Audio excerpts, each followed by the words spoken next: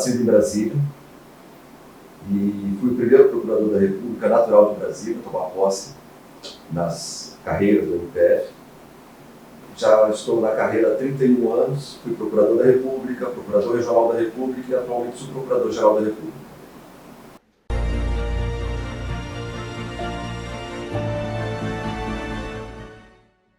A saúde do Brasil, como no mundo inteiro, passou por um período absolutamente atípico, catastrófico em alguns lugares, eu diria que em Manaus foi catastrófico.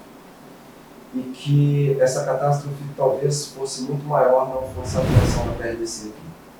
E aqui eu rendo as minhas homenagens à colega Michele Corre pelo excelente trabalho que ela fez ao longo de todo o período pandêmico já passado e ainda em curso, que eu tenho certeza de que muitas das ações feitas por ela foram ações que salvaram vidas. E isso é o que importa. Hoje nós temos um processo de imunização, de vacinação, que avança, e eu tenho sempre para mim que, à medida que a imunização avançar, nós vamos começar a entrar numa reabertura dos órgãos públicos, numa reabertura mais intensa da vida, né? Nós vamos retomar uma vida que nós perdemos em março do ano de 2020. Nós estamos agora em julho de 2021 e não sabemos ainda por quanto tempo isso vai permanecer, mas ainda precisamos manter todos os nossos cuidados, independentemente de já termos tomado a primeira dose da vacina, a dose única, a segunda dose da vacina, porque a gente não sabe das variantes.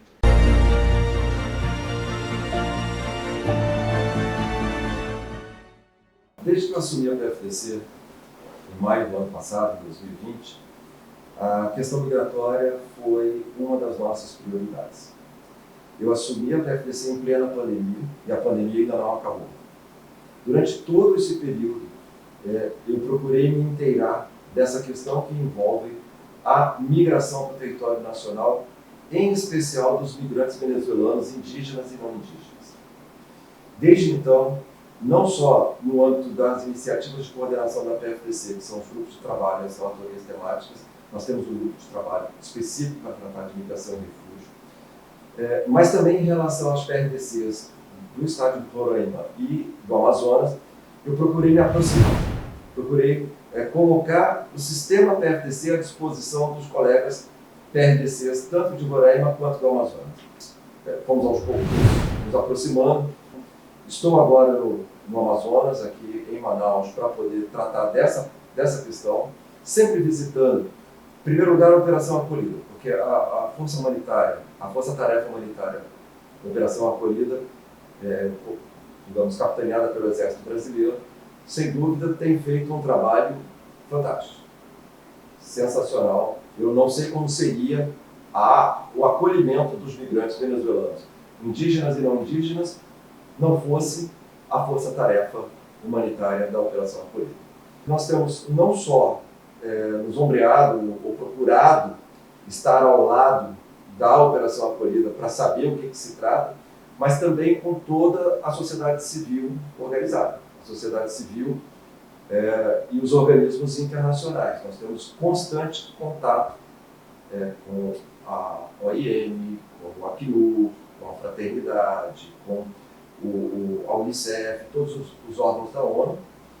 Temos também com as igrejas exercem um papel muito importante nessa acolhida dos migrantes, e também com os órgãos de Estado, a Polícia Federal, o Ministério Público dos Estados, a Defensoria Pública da União e a Defensoria Pública dos Estados, são todos parceiros muito importantes, porque esse não é um problema que se resolve pelo MPF apenas.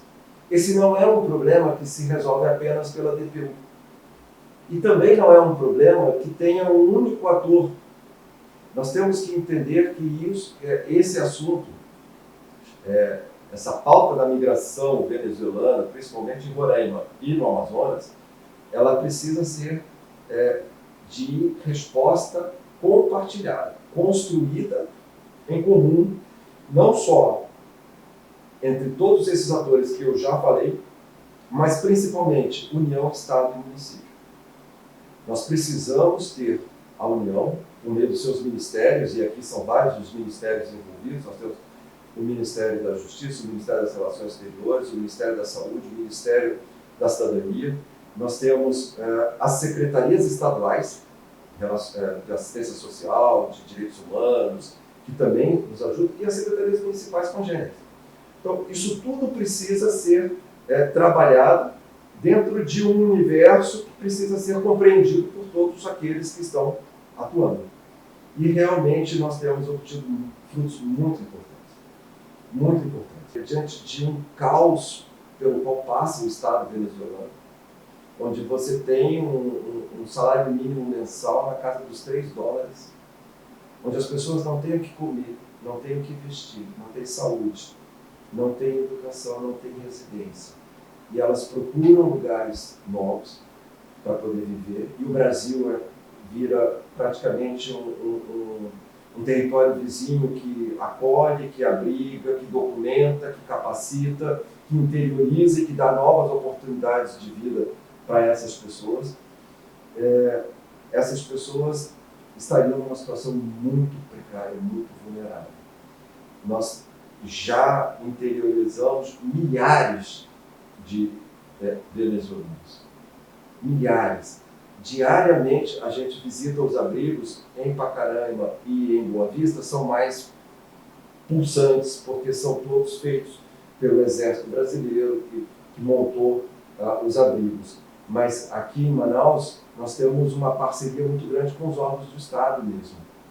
E a gente vê como é necessário acolher a dificuldade da língua, a dificuldade de um documento, a dificuldade de acessar um benefício previdenciário, um benefício do auxílio, por exemplo, auxílio emergencial agora durante a pandemia, que eles poderiam acessar, ter acesso à saúde, ter uma capacitação na língua para poder permitir que eles possam, de alguma forma, ao serem interiorizados, conseguirem um emprego, conseguirem uma situação de vida melhor.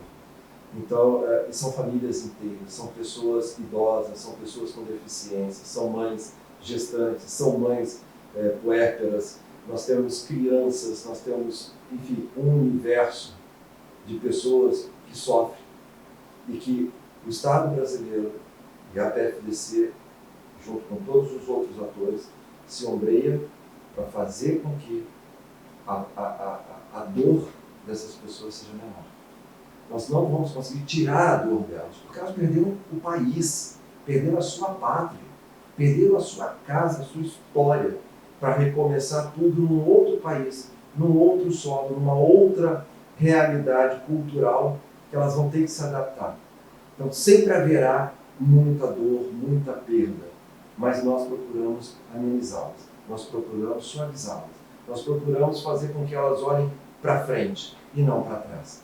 Se amanhã ou depois o Estado venezuelano entrar numa normalidade institucional e quiserem retornar, que voltem para suas pátrias, que sejam felizes no seu país, que reconstruam, porque lá ficaram seus familiares, seus amigos, seus parentes. Então é muito importante também dar essa liberdade a todos que hoje estão aqui sem o compromisso de que deverão ficar aqui para sempre. Poderão voltar para o seu país um dia, caso a situação se normalize e assim eles desejem.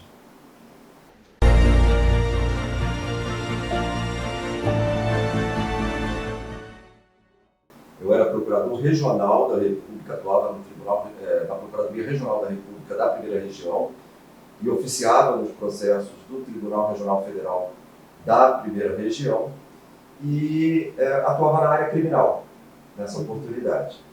E eu me lembro muito bem, nós estávamos no primeiro semestre de 2009 e eu era o coordenador criminal substituto. O coordenador criminal titular era o nosso colega Alexandre Camanha, que hoje também é subprocurador-geral da República, e ele estava nessa oportunidade substituindo o subprocurador-geral da República lá na PGR.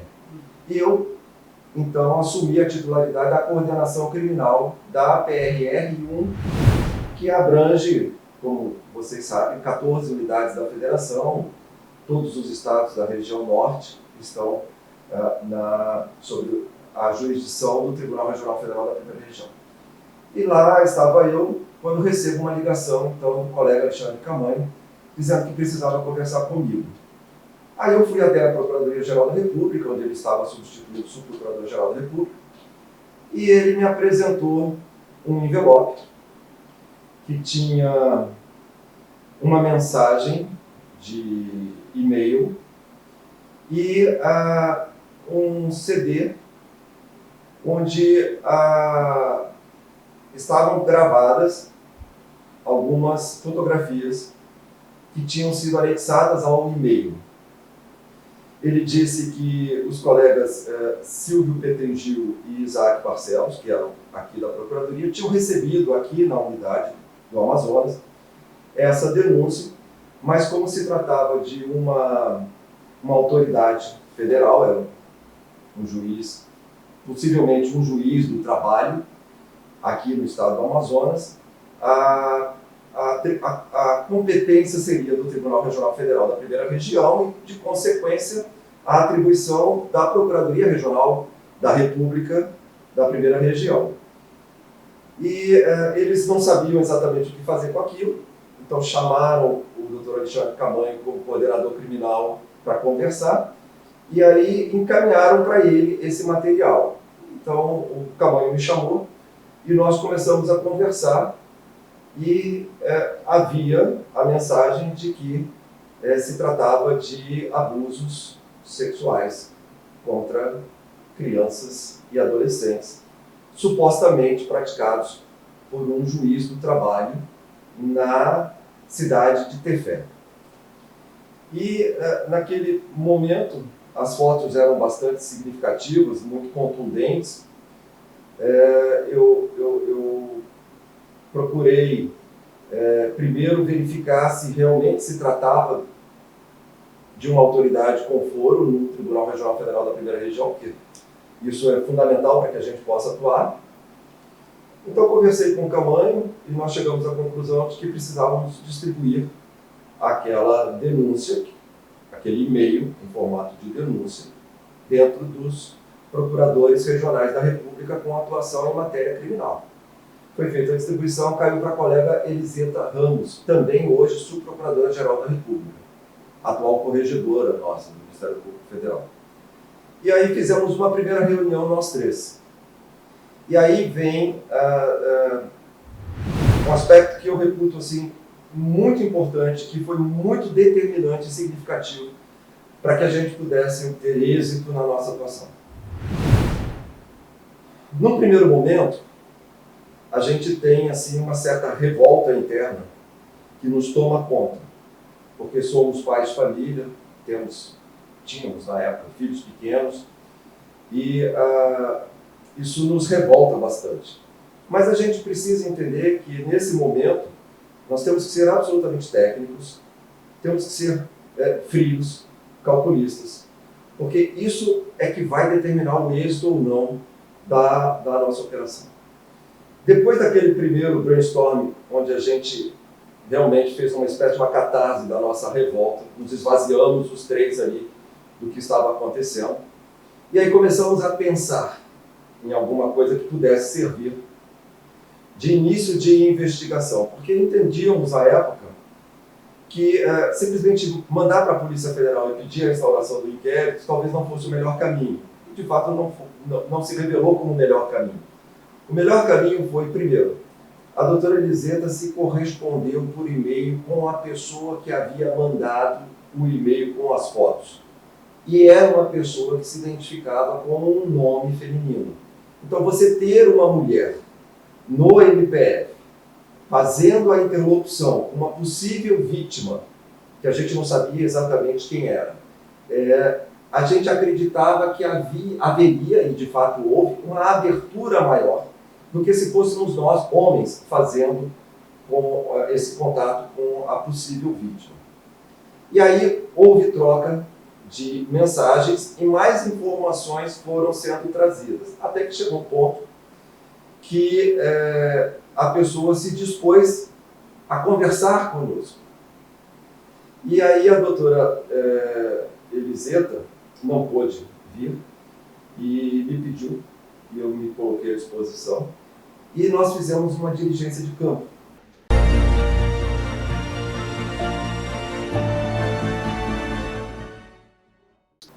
Eu voei de Brasília para Manaus. Aqui, me ombreei com a colega Procuradora Regional dos Direitos do Cidadão, a doutora Luciana Portal Gadelha. Fomos os dois para Tefé.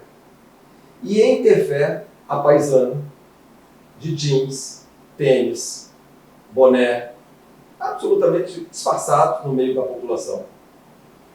Ficamos aguardando ali na sede da Justiça do Trabalho, que era uma casa com 2 andares.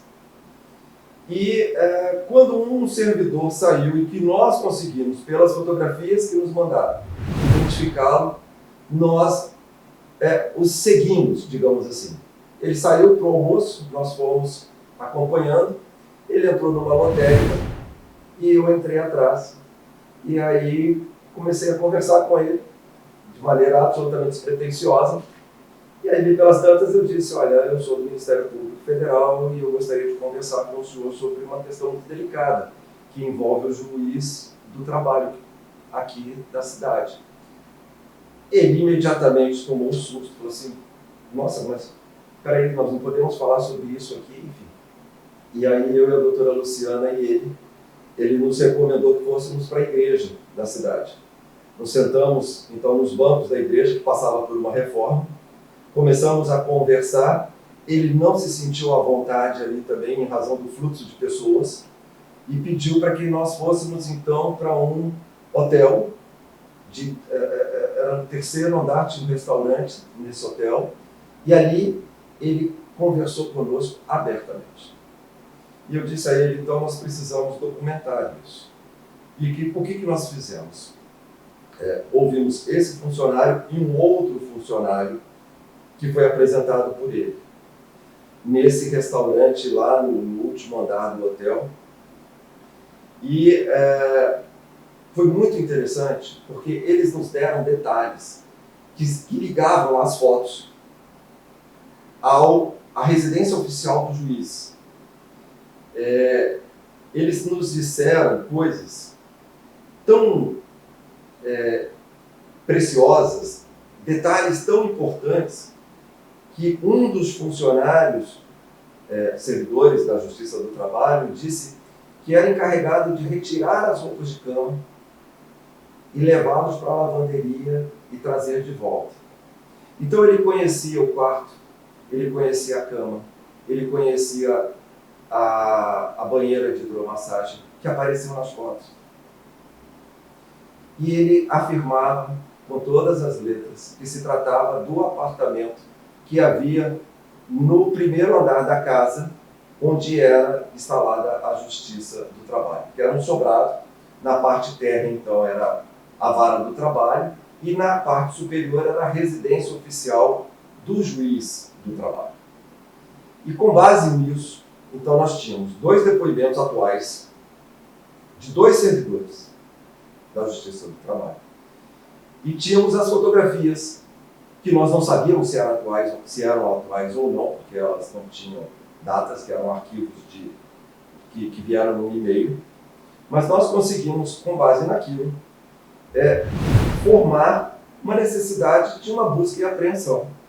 Um mandado de busca e apreensão e uma possível prisão preventiva do magistrado, para que pudéssemos, então, ter acesso à residência oficial dele. E aí fomos descobrindo que ele tinha residência aqui em Manaus, onde ele morava com a mulher e com uma filha adolescente, na casa dos 20 anos.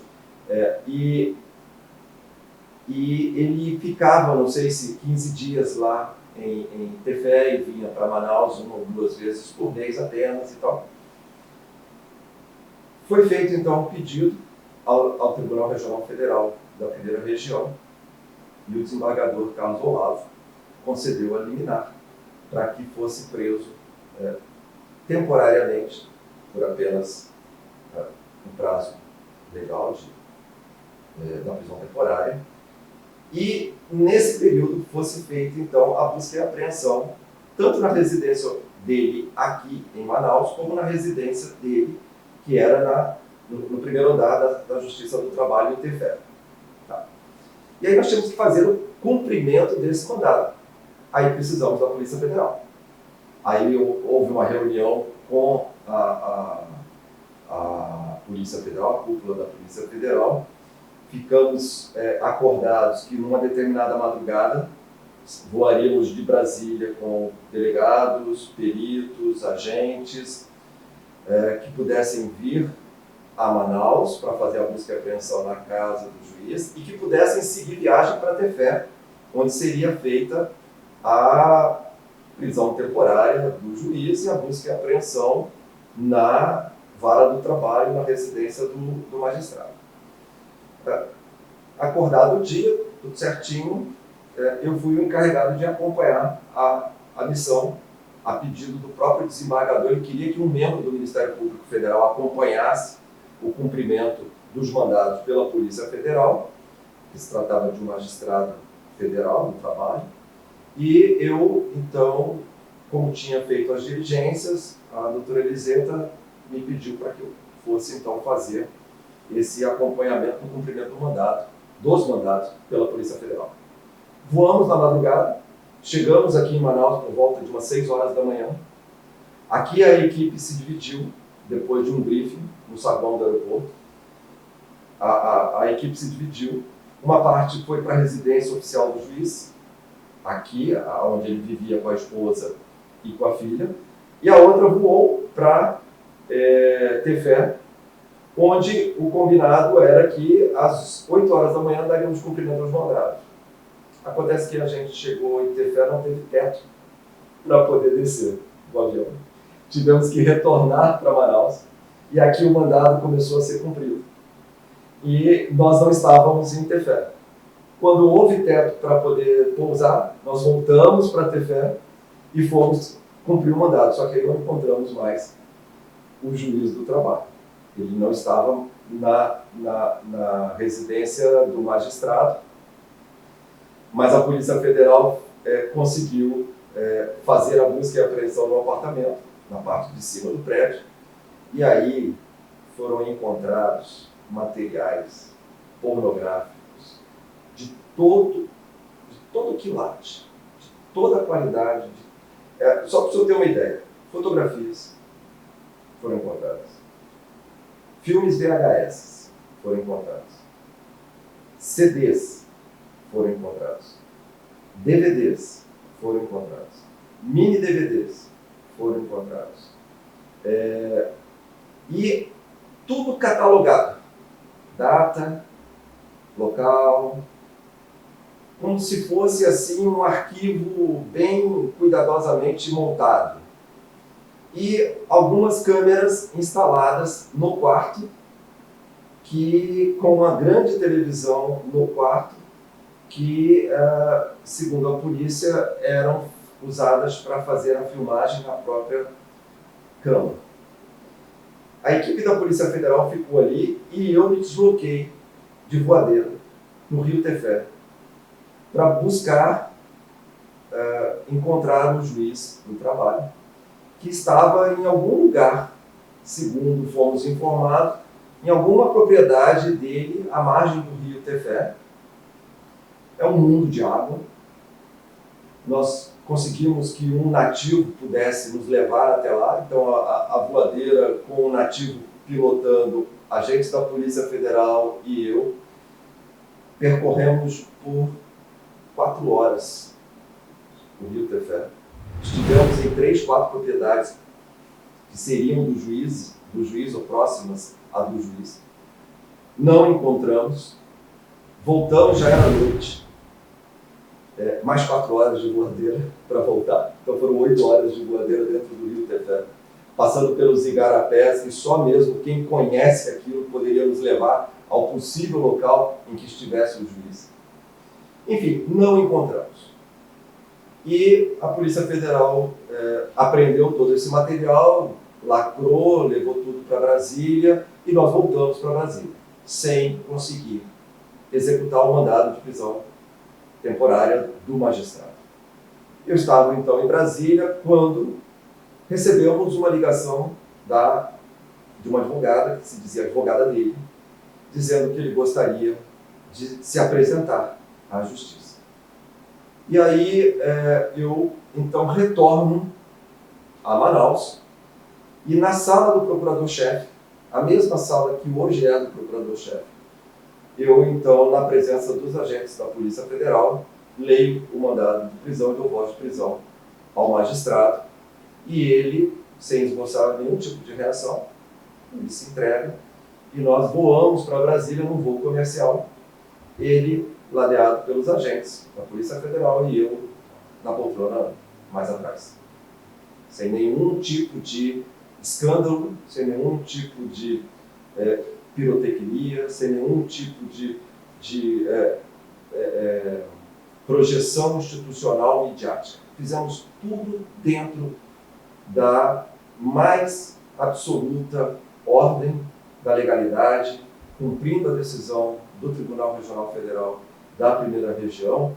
E essa ação, hoje nós sabemos dos resultados que isso trouxe.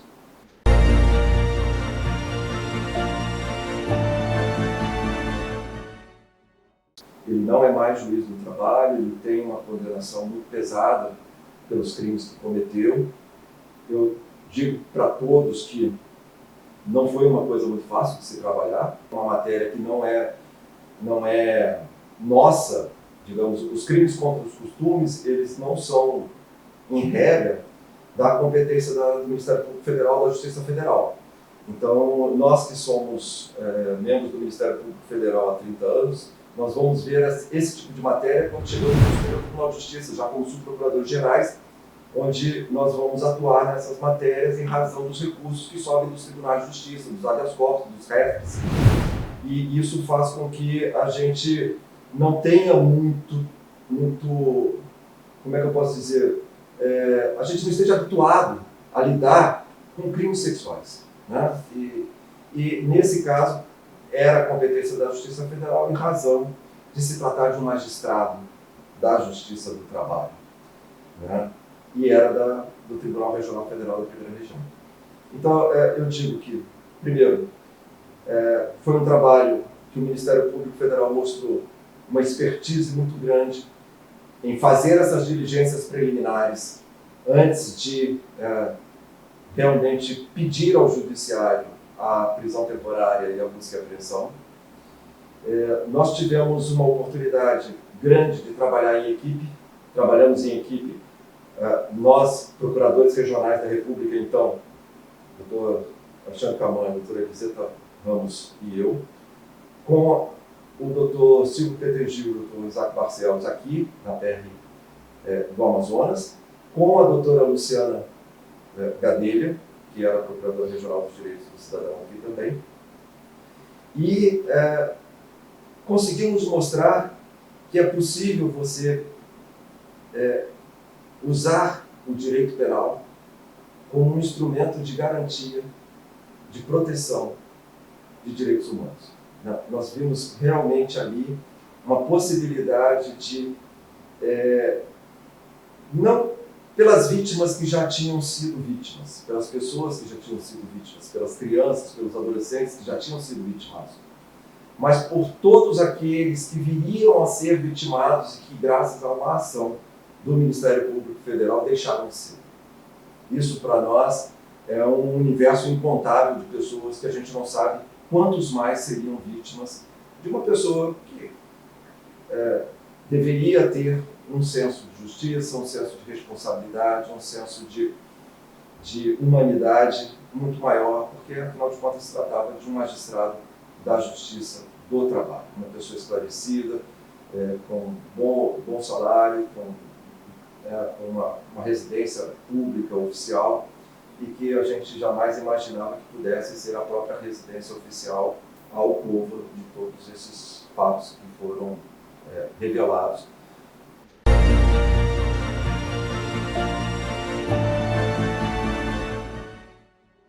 Bom, a mensagem final é que cada um de nós, sejam membros, sejam servidores do Ministério Público Federal, tenhamos essa convicção de que nós trabalhamos para a sociedade brasileira. Nós trabalhamos para a promoção do bem comum, para a promoção do bem-estar da nossa sociedade. Nós estamos servidores públicos, mas nós somos cidadãos. Nós não podemos esquecer isso. Minha palavra final vai de incentivo, de coragem, de fé, de esperança, de que todo esse momento que vivemos vai passar e que a gente vai voltar a uma vida que, se não for a normal como era antes, que vai ser um novo normal, mas que seja uma vida mais alegre, onde a gente possa olhar para as pessoas e ver o sorriso estampado no rosto e não encoberto por uma máscara, mas que a gente retome a nossa vida, porque a gente precisa acreditar que teremos um futuro melhor quando isso tudo passar.